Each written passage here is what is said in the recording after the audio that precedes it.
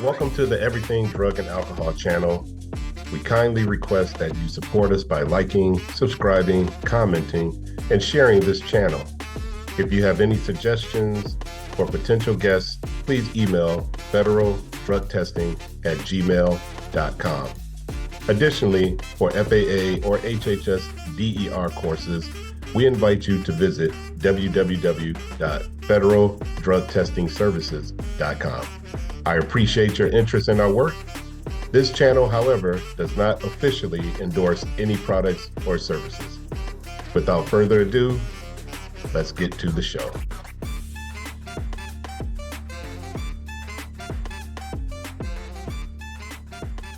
Hello, everybody, and welcome to another episode of Everything Drug and Alcohol. And again, just like the previous ones, we got another great show coming up. And as you can see, yes, I am in another hotel in another city somewhere across this great country. And where am I at? I'm in Charlotte. Yep, today I'm in Charlotte. So we are here with an awesome group of individuals here that I had a chance to meet in Indianapolis at an FAA DER roundtable. And they're just going to share their company and what they do and share what had me excited about wanting to have them on the show, and plus some other stuff. We may ask them, what they bet when they gamble. Who knows what we're going to talk about? I know what we're going to talk about. But I have Mike Watts and Mark Bourne from WorkforceQA, and I'm going to start with you, Mike, and you can introduce yourself, and then Mark, you can take over from there. Absolutely. Thank you so much, Greg. Appreciate the opportunity to be on your show here today. So my name is Mike Watts. I'm the Chief Operating Officer with WorkforceQA.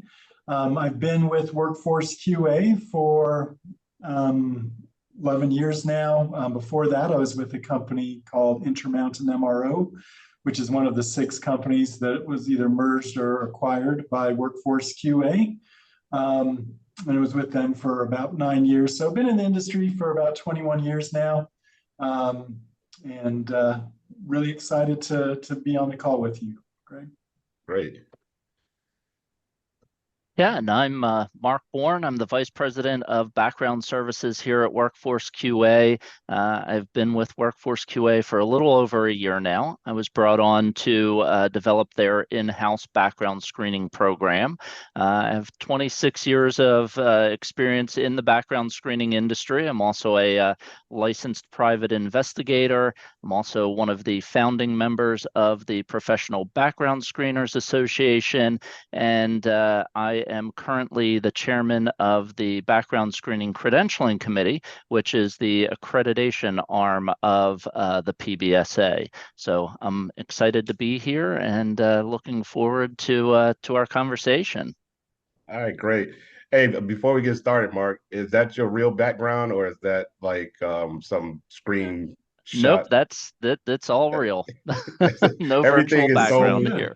Everything is so private eye looking. Oh yeah, that's that.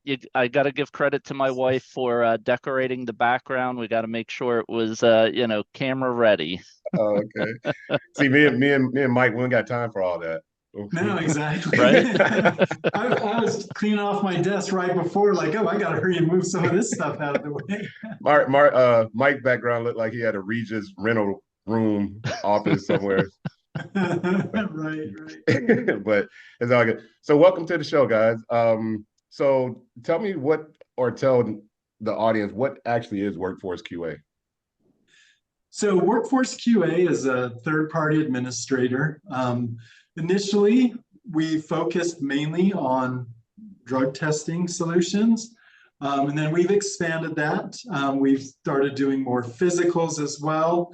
And then just recently, last year, in fact, we brought on Mark Bourne, who has basically started up our background check division.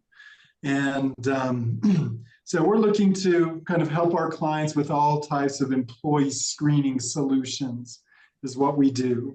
And as I mentioned before, WorkforceQA is basically made up from 6 different companies that have either merged or been acquired by WorkforceQA.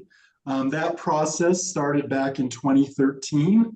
And every time Eric Quilter, who is our CEO and was the founder of WorkforceQA, his vision has always been to try and bring on a different company or entity that's going to add value to WorkforceQA. So, initially they brought on a company called Compliance Safety Systems, which was specialized in the trucking industry, had a lot of large trucking clients like J.B. Hunt and McLean.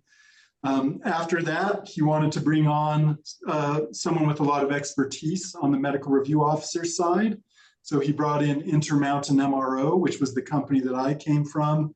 Dr. Paul Tyner was the founder and owner of that and was one of the first MROs to get his certification in the country, had a lot of experience.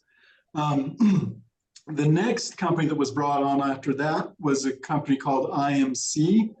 And IMC specialized in the FAA industry. They had clients like JetBlue and a number of other FAA clients, but more importantly, they had Sandy Vanderploeg and Jim Vanderploeg, who understood so much about FAA regulations, helped answer quite a few questions on the FAA side. And so they really helped us expand our FAA knowledge, which has helped us bring on so many FAA clients since we brought IMC on board.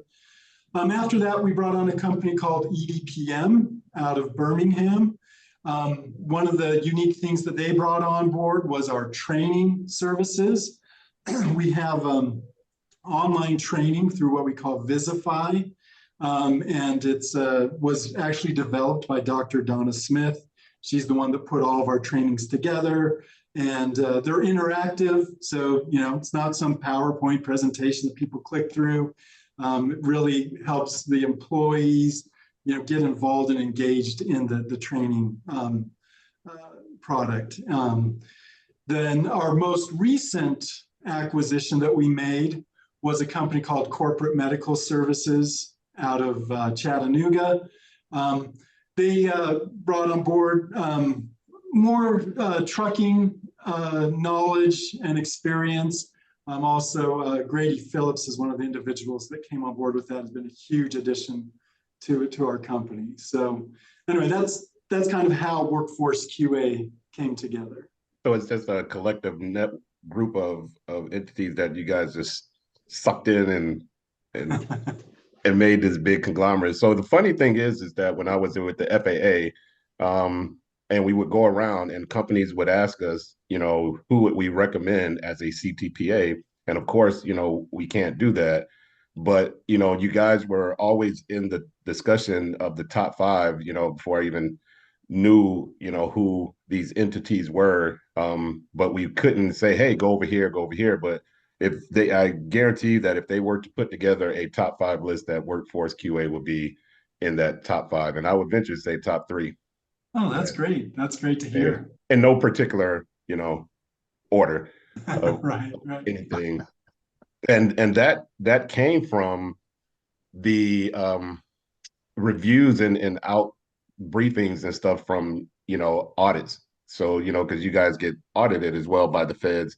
And so it kind of come from there, or with clients who tend to have the least bit of out of compliances or error, corrections. And that's how, we kind of determine, like, okay, they're pretty good to deal with based on the minimal, out of compliances and concerns that they would have. So that's great to hear. And some companies don't realize that third-party administrators do get audited. Now it's interesting though, because the only regulatory mode that has come to audit WorkforceQA was FAA. We've been audited on both the TPA side and then audited separately on the MRO side. So it was 2 completely separate audits, one focusing on the TPA work we do, and then one focusing on the MRO work that we do. But we haven't really had any other regulatory modes that have come in and audited us. So you kind of almost answered my question. I was about to ask you which DOT agency is your most challenging. So it's interesting, because I'm sure that most industries are going to look at it and say, oh, we're very challenging. I've got to say, I mean, first of all, FMCSA, for some reason, they don't get out and do drug testing audits very often. And when they do, they're nowhere near as thorough as some of the other regulatory modes are. So usually, none of our FMCSA clients are typically coming to us and asking us, well, how can we prepare for this audit? What do we need to do to make sure we're ready? FAA focuses on that more than any other industry. That being said, having worked with all the industries, I would have to say that the FRA is the most challenging entity to work with. And I shouldn't say to work with, they are different than the other regulatory modes.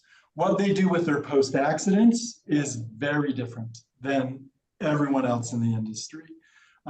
They do their post-mortem testing for accidents. They have their little tox boxes that they use blood work with. And so all of that kind of makes it a little more challenging. And then also, they are very thorough on their audits. When the FRA goes in and audits, they actually request from the MRO all of the laboratory non-negative tests. So basically everything that's come back as positive from the laboratory, and they review the MRO notes, the prescription information. They look at it for every single test. And then also it's a little bit challenging depending on how the company has set up, how they want to do their random testing.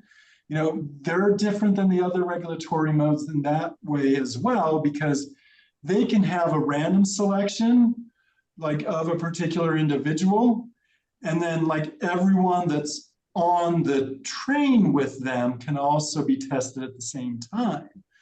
But then they have certain rules about making sure that people don't kind of pick and choose who gets tested. So you have to make sure that, okay, it's at this particular time, and it has to be everyone on the train at that time has to get tested at,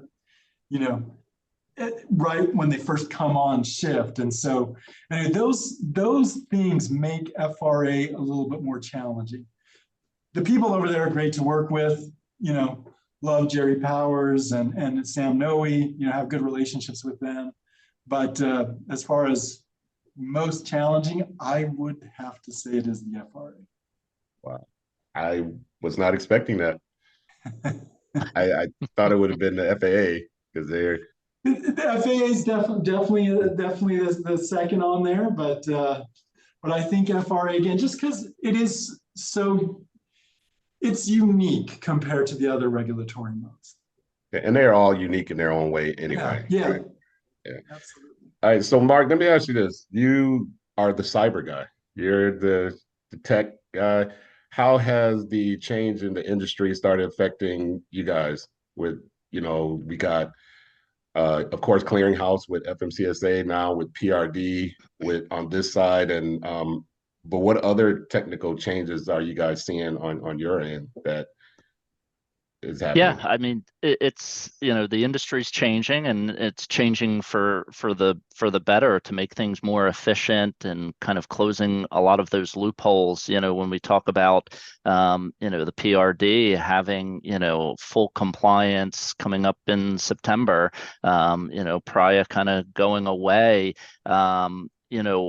being able to log in to one central repository to be able to get most of those records, I think is really a game changer. And it's something that should have been done, a long time ago, but here we are. And it's same thing with the clearinghouse, having that technology to be able to have a repository where all of that information is stored to help the employers hire better, have the better quality of information to make those decisions, I think just makes everybody's lives easier. It's a quicker way to hire, and it's a safer way to hire too.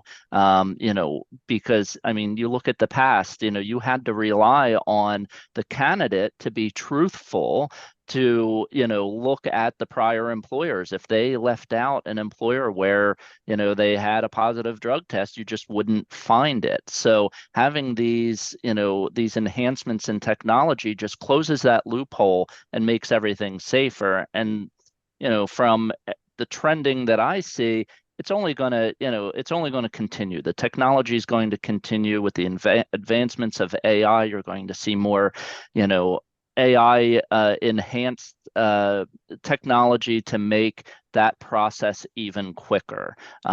So yeah, I think technology is key, and that's one of the things that we focus on here at Workforce QA, is to how can we make that process more efficient. Even if it's still a manual process, there are ways that you can create workflows and have different processes to just make it a lot quicker for the employer and for the candidate. So what does that process look like for you guys? Like the new technology is coming in and the correlation of the relationship between these new technology, these new processes and your clients, because they're leaning on you guys. So that, what does that look like for you guys? How do you do that with you guys and then reel in your employees to get them up to date? Yeah, I know Mike can speak on the drug testing side, but on the background screening side, it's a matter of, staying educated on what is coming to the forefront, how we're going to be able to, access that.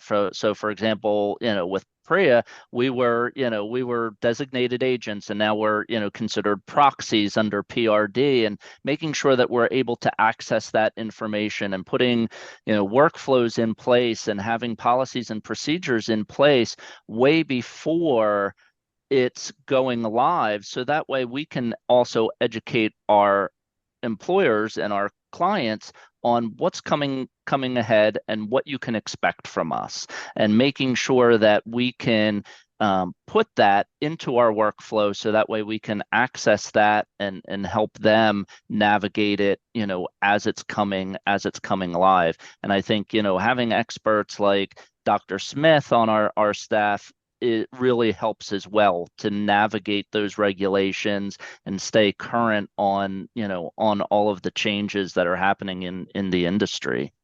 Yeah, and as far as the clearinghouse goes, I mean, first of all, I just want to mention that was the best thing that has happened since I've been in the industry. I mean, especially once I came on with Workforce QA, and we had so many large trucking companies, we were able to see people just, they would have a positive 1 week, and then they would just, the next week they were going in, they were getting another pre-employment test with another company that we were the TPA for, and there's nothing we could do. I mean, we saw all those people going on. They never went through a substance abuse professional.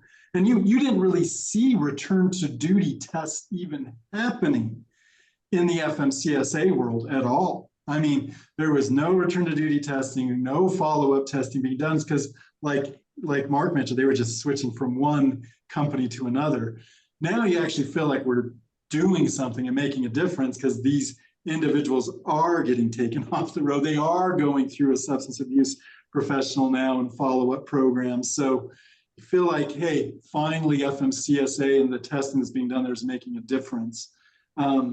But as far as our role in it, and how we're able to help clients kind of navigate these is, we try and make things simple for our clients. And, the clearinghouse is one more thing that they had to worry about. They had to figure out how to navigate, get things done. We put things in place like, hey, rather than going in and putting in a separate order through the clearinghouse, we made it so that you could place the order in our system while you're ordering the drug test and the physical, and then we would basically ping the clearinghouse, get the information, and push it back over so that the client would be able to see that. And then on the back end, there's so many reporting requirements for the clients as well. Most of them are on the MRO side with the positive reporting, but then the clients have to report the breath alcohol tests and the DER determined refusals and things like that. And we do what we can to make it easier for them. We take care of that as their third-party administrator.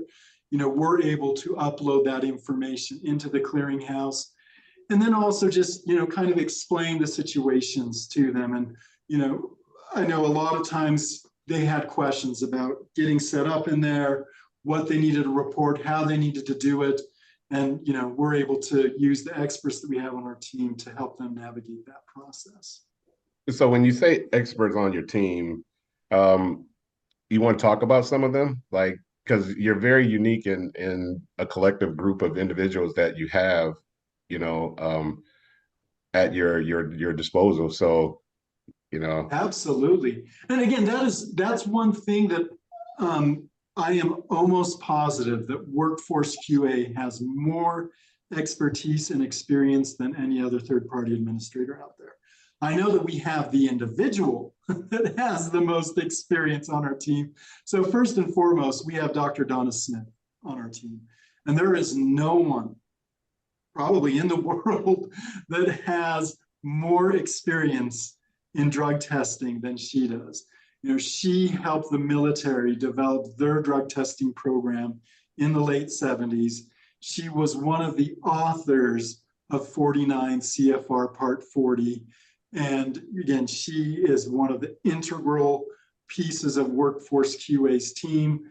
She is there to not only help our clients answer their questions, teach them, and help them navigate some of the complicated situations that always come up. But also she's taught our team and continues to teach our team on a regular basis. She does webinars where she gets with our MRO assistants and teaches them about the industry, about best practices. So it was a huge help on that side. We also have Eric Quilter, who is one of the pioneers in the drug testing world. He got started years ago selling drug testing to companies when it wasn't a big thing out there. And so he would go into the C-suites and explain why it would be beneficial to companies. But the most important thing that Eric Quilter did for the industry is help get the ECCF developed and pushed through on the regulatory side. He was the founder of FormFox, and again, he was the one who basically pushed ECCFs through and got them into the industry. And so that's the biggest thing he did. So let me ask you guys this question, because I get it all the time and I don't have the answer to it, but I have an answer to it, but it's not something that need to be repeated on camera. But why do we not have the electronic ATF process? And that has been one of the #1 write-ups, when it comes to these inspections. The ones that do get inspections and audited is the ATF, and a lot of errors went away with the ECCF for the most part of collector error, but it's ongoing and continuous for the ATF. And why haven't that been an easier transition? That is a great question. And like you, I have an opinion on why that hasn't happened. And like you, I am not going to say on camera why I think you guys can put in the comment section why you think we haven't converted to ECCF. So you can put that in the comments and let us hear your comments as to why we haven't went to electronic ATF. But yeah, and again, it would make so much sense to do that. And electronic ATFs are out there, right? On the non-DOT side, FormFox has an application to do a non-DOT ATF. And works fine, and there's no reason why we shouldn't be able to do it on the DOT side as well. And it would make things so much easier. I mean, there are so many errors that happen. And it's interesting you bring that up though, because I always thought that the FAA they were always such sticklers. I mean, like on the FMCSA side, you can write anything you want on the ATF.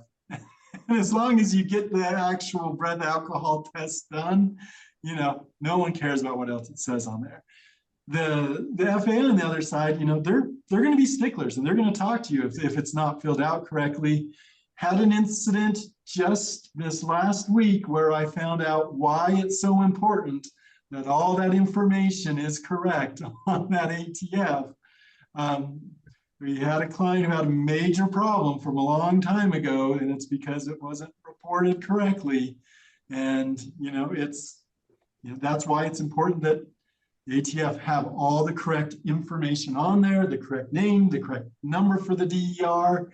And so there is a reason behind making sure that's all accurate. And an electronic ATF would take care of those things. And also help the breath alcohol technicians flow through the process.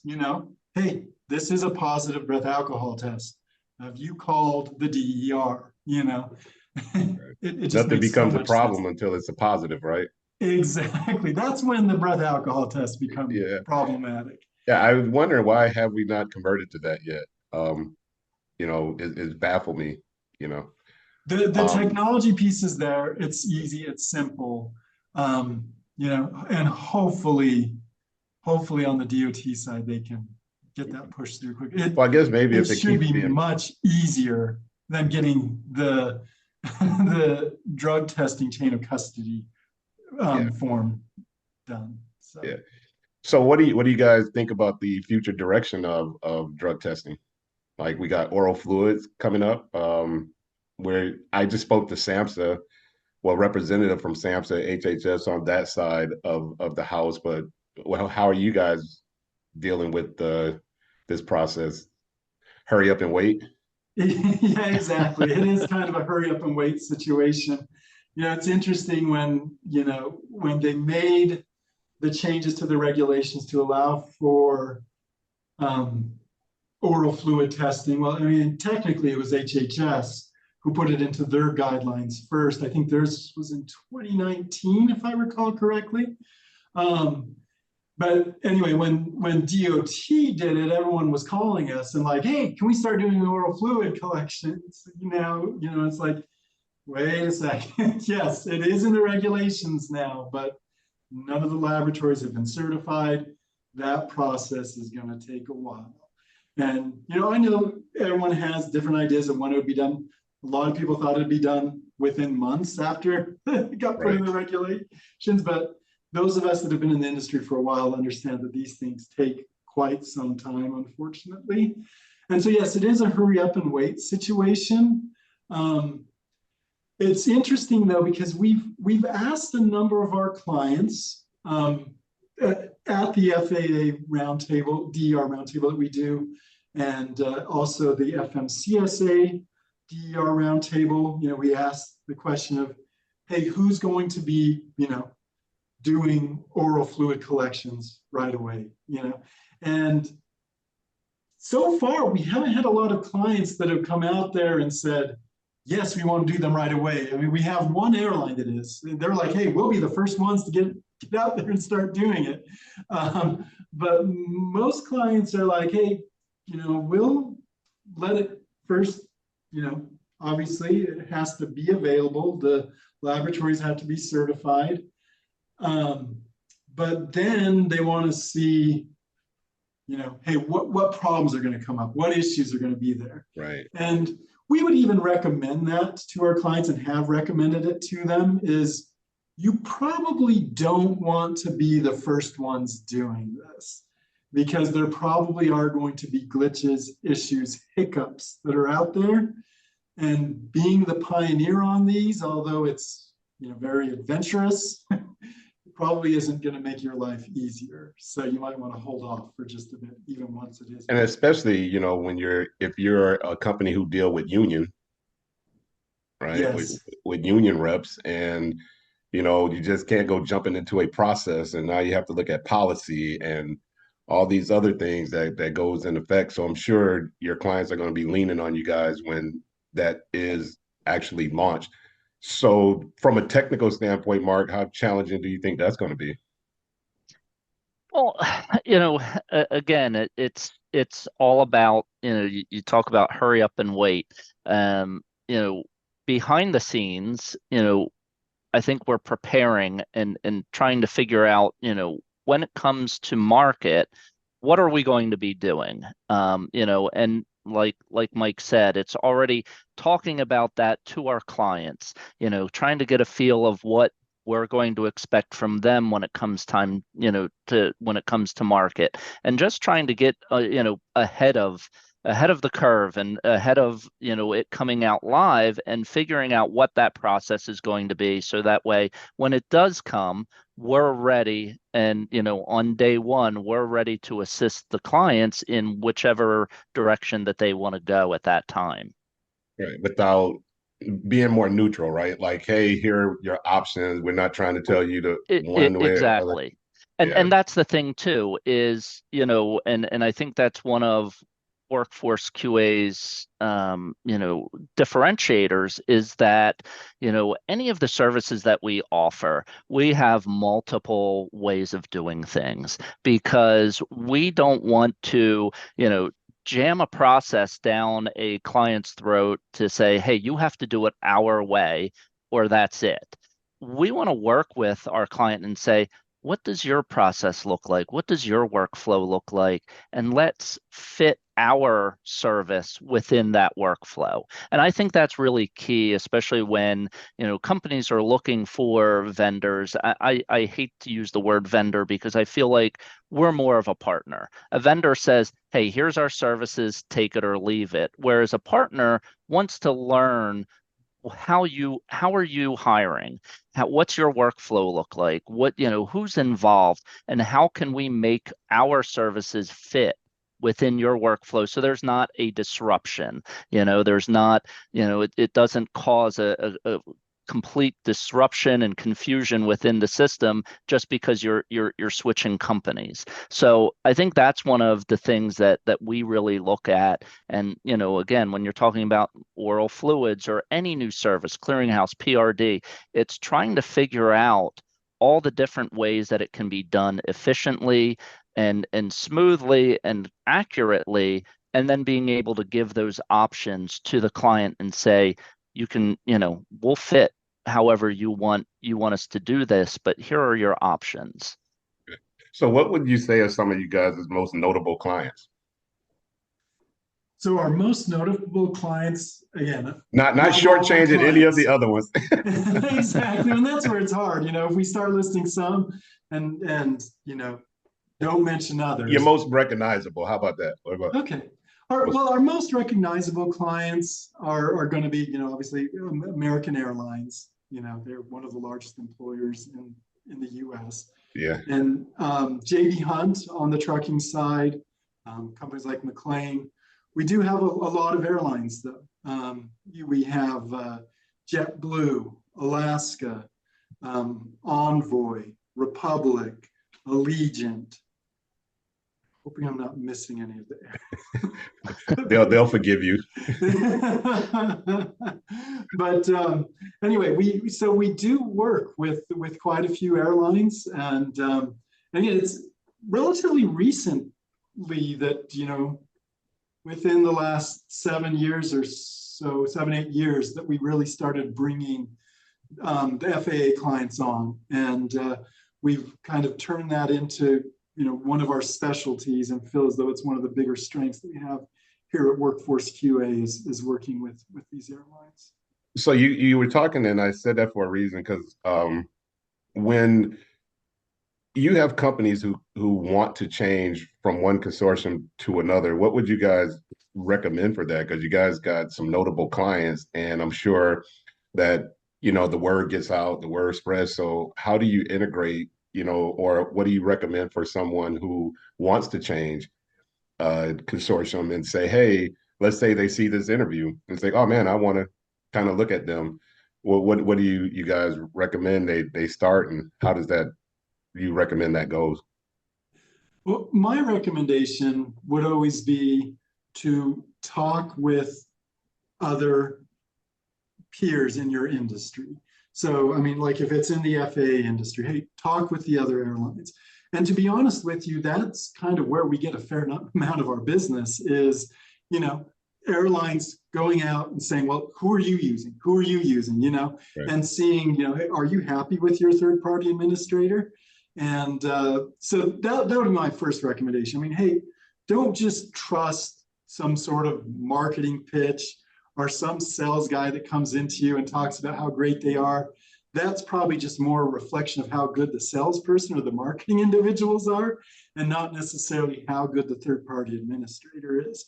But go out, talk with their clients, find out who their clients are, and go and see, you know, how happy they are. What, you know, what are their frustrations with their third party administrator, you know, and so that would be my recommendation. I'm not sure what Mark's recommendation would be. Yeah, and I think, you know, having a set of questions, because when you want to switch, or you know, you're looking around for a new partner, you want to make sure that there's clear expectations, because that's the one thing, you know, especially in FAA. At the end of the day, whether you have a CTPA or you're doing it in-house, you're ultimately responsible for the results of the audit. So you want to make sure that, you know, you set clear expectations with your, you know, the company that you're going to be dealing with. What are they going to be responsible for versus what are you going to be responsible for? And making sure that you know, you have that clear process and that clear workflow. And then the other thing is the availability during an audit. You know, that we see as a pain point. In my experience, I've built, you know, aviation screening programs at various background screening companies. That's the one pain point we see from clients, is that my screening company or my CTPA, we couldn't get a hold of them when we're in the middle of an audit and we needed documents or we needed a question answered. And that's the thing, you know, with that clear communication, make sure that your vendor, your partner is going to be available during an audit. So that way, you know, things can go smoothly. You can get the documents you need. You can get the questions answered. And make sure that you're understanding what the regulation is requiring of you with this process as well. Just can't Absolutely. up and jump, you know. So I get it. So I wanted to cover this before we get off, though. You mentioned the FMCSA DER roundtable and the FAA DER roundtable. How did that come about, and why did you guys start doing that? Because that was very unique. Yeah, that's a great question. It actually came from a meeting that we were having with Allegiant, where we were discussing something with one of their DERs. It was back in, I think it was 2016 that we were talking with them. And they said, hey, you know, you should really get, you know, all of your clients. They originally said our clients together, and, you know, kind of so we can talk about things and bounce ideas off each other and figure out kind of best practice of how things should be done, because there's always so many questions out there. And, you know, there's different auditors, that FAA auditors, that do things different way, audit different ways. And it'd be great if we could learn about how that's happening. And so anyway, we said, you know, that's a great idea. We'll start looking into it. And anyway, we were starting to have communications and conversations at WorkforceQA. And then someone named Wendy McDowell, who was with the GBSP, which was kind of a collection facility in the Denver airport. She was actually the one who called us and said, hey, Allegiant's really pushing me. Can you guys come in and help me put content together for this roundtable that I'm going to be doing? And so we're like, hey, yes, great. If you're going to take point on this initially. We were talking about doing it. And so anyway, it worked out well. We got a number of our experts, you know, Dr. Vanderplu on the MRO side, Sandy Vanderplu, myself, and we helped Wendy put on the first FAA DER roundtable. The initial one was just in this small little conference room in a hotel in Denver. And anyway, I think people that went to the to the roundtable were happy. They started talking with each other, and then the next year, Allegiant offered to host it for us, and we had quite a few more individuals show up. And anyway, it's kept going since then. It started in 2016, and we've done it every year since then, except for 2020 and 2021 because of the pandemic. And it's typically been hosted at a different airline or a different place. We've done it at Allegiant, Alaska, Frontier, American, and just most recently at Republic. And then one of the years we actually did it in Lenexa, and Quest and Clinical Reference Laboratory held it and did a lab tour at the same time. Oh wow! So where's the next one? That's a good question. We did have some airlines that have talked to us about potentially hosting it there, and so we need to probably talk with them. One thing we've always tried to emphasize and is that it's not a workforce QA roundtable or conference. In fact, I think, Greg, you noticed that not all the DERs that were there were actually workforce QA clients. Right. I mean, it was probably half and half of workforce QA clients and non-workforce QA clients. It really is. We're trying to make it their roundtable, and that's why we always try and get suggestions from them. So anyway, we're going to reach out to some airlines and just see if their leadership is willing to host it there, and hopefully we'll be able to do it in a nice place next year. I think we should be able to. Anyway, we'll send it out on social media as soon as we get that finalized. Good. So my last couple questions for you guys. What have you learned from these DER roundtables? Even though you're not putting them on, does that help you improve just listening to them and their concerns? And you guys take that back too, right? And absolutely. Yeah, absolutely. I was going to say, this past FAA DER roundtable was my first to attend as part of Workforce QA, and I was just blown away at the the information sharing.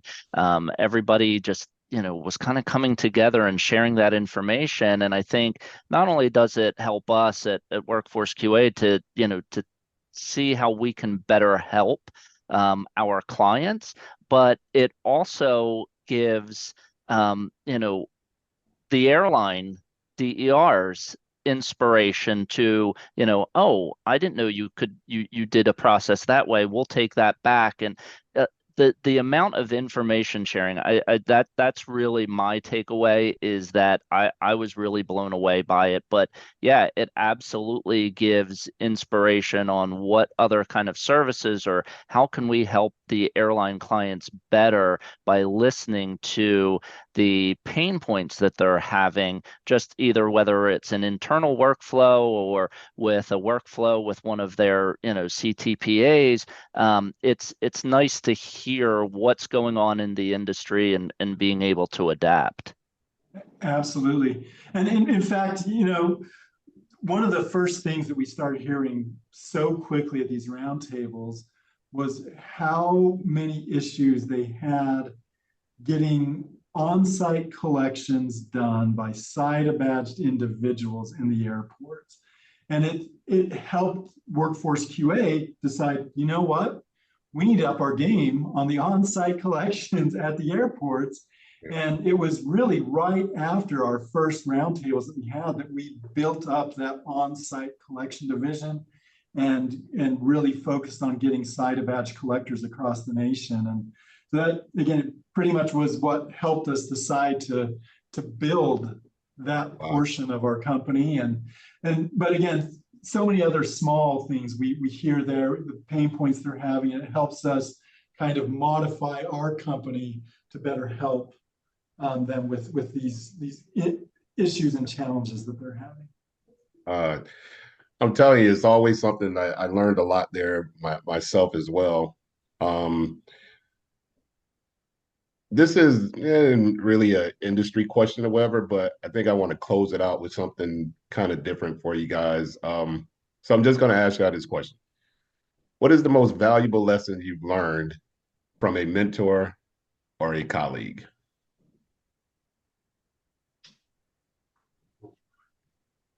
I think you're stumping us, Greg. Um, so I think, I think for me, it has been the willingness to adapt. Yeah, Especially in my industry, background screening, investigations, no two no two background checks are going to be alike. And it's adapting and being able to pivot to be able to deliver that information, if that makes sense. You can go in with a plan of, okay, I'm going to do this, this, and this, but we all know, someone's going to throw a wrench into it. And it's just being able to adapt and pivot to meet the needs of the client. And I think that, that's really been my motto is, and when we, I've talked about it throughout this podcast is, being able to offer multiple solutions to a client.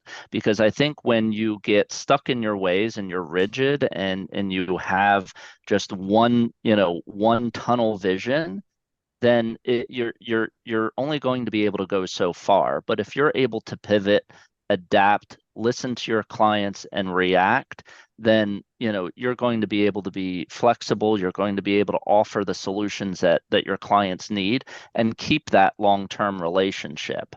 And that's kind of my philosophy, what I've learned from my mentors in the industry. Great. Well, and on my side, again, I think mine is more of a personal thing more than kind of, helping our clients. I was always so, at times, the stress that I felt because of all the problems and issues that came on, it kind of just kept building and building on me.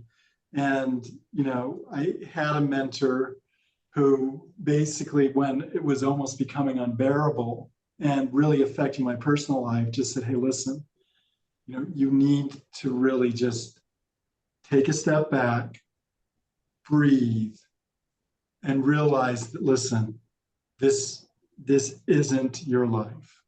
This is just, this is your job. You need to do your best with it, but don't internalize everything. Don't take it home with you.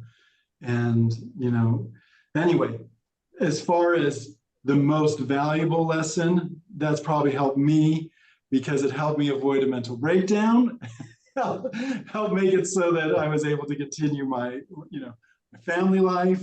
And anyway, I'm still working on it. I really do care so much about what happens with our clients, what happens here, that sometimes it is hard for me to not get too stressed out about things. right. But that has helped me, to personally is what as far as lessons I've learned from a mentor. And you're in Utah. All you got to do is walk outside and look at those mountains, right? And That's true. That is true. and Absolutely. Just have a take woosah a walk outside, and it'll help.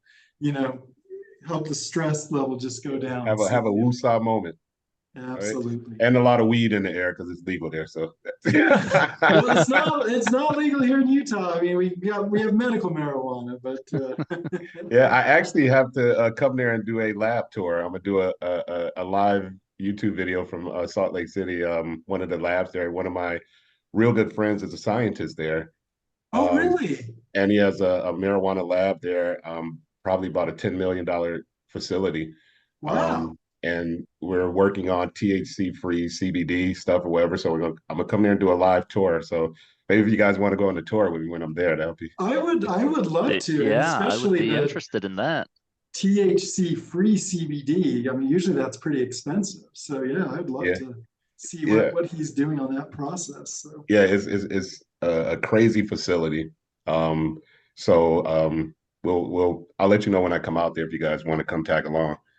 Yeah, no, that'd be great. That'd be a lot of fun. Yeah, yeah, it will be. Um, well, that's it. That's the question I have for you. I wanted to close off on, on that. But I look forward to seeing you guys again soon, and I appreciate you taking the time out to be on the show. So, uh, And if I could just say Yeah. one thing, Greg, yeah, I wanted to say thank you so much for being a part of our last roundtable. You were definitely the star of the show. Yes. You and Dr. Smith. Dr. Smith's Dr. Smith. always the star of the show, but She's but always like, yeah, but you were absolutely amazing. Our clients learned so much, and I really hope that you'll be willing to continue coming to the roundtables and helping. I mean, you again, the knowledge that you're sharing with them is just invaluable. So I really want to just say thank you for that. well, And thank I you for having appreciate it. us on your show as well. Yeah, I Yeah. Thanks appreciate for it. having us. I appreciate it, guys, and thanks for the kind words. And I look forward to working with you guys in the future, and get you back on for some other stuff. Depends on what you guys got going on. I also will be remiss if I don't say thank you to Bernadette. Um, for always just I ask for her, she just gets it back to me. She is just awesome. So I want to say thank you to Bernadette as well. Yeah, she's great. She does a great job. I'm sure she'll be watching this, so she'll hear that. So. I did it. All right, guys. Thank you so much. All All right. right. Thanks, Greg. Thank you, Bye Greg. bye. Bye.